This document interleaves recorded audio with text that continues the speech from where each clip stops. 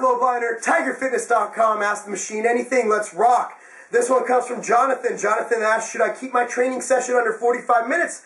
I've heard this is best because it keeps cortisol levels lower and allows testosterone levels to stay higher. Also, if I do my HIIT cardio directly after weight, should I count this toward the 45 minutes? Or is it best to keep, cardio separate from weight sessions? Training session under 45, Dorian told me when I was with him in the UK a few months ago, you can either go long or you can go hard, but you can't do both. And I tell my wife the same thing, except I can pretty much go neither.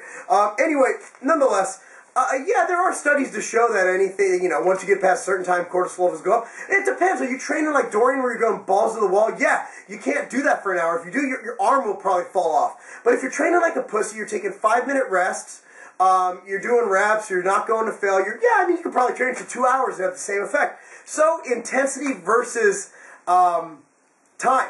And I believe, when I used to work with Derek used to say intensity trumps volume.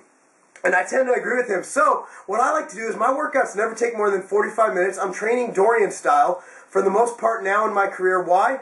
One is that I have like 10 jobs, and I'm a workaholic. 2 is that I love my kids, and I don't want them in childcare for more than an hour at the gym, because I want to take them home and play soccer with them and beat the living crap out of them in a very playful way, because that's how I roll with my kids.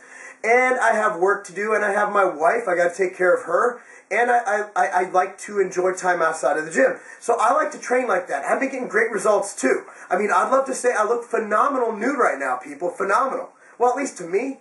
My wife thinks I look kind of disgusting, but nonetheless, it's not like I sleep with her anyway. Yeah, so dude, do what works for you. It depends on your genetics too. Depends on your training. I mean, Dorian also said the longer you've been training, the more it takes you to recover, because the more you have to lift to reach overload. And I agree with him on that. A lot of variables, but you get my gist.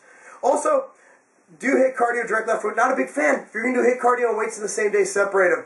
But low intensity cardio post-workout. If you're going to do it, we have Ethitech, my new line, coming out. We have a Yohimbine HCL. I like taking that. You take it 15 minutes before the end of your workout, before you start the cardio. And since you're already depleted from your workout, it'll start burning fat. I love Yohimbine for that purpose. Should I count this towards the first 45 minutes if you do HIIT direct left or weights?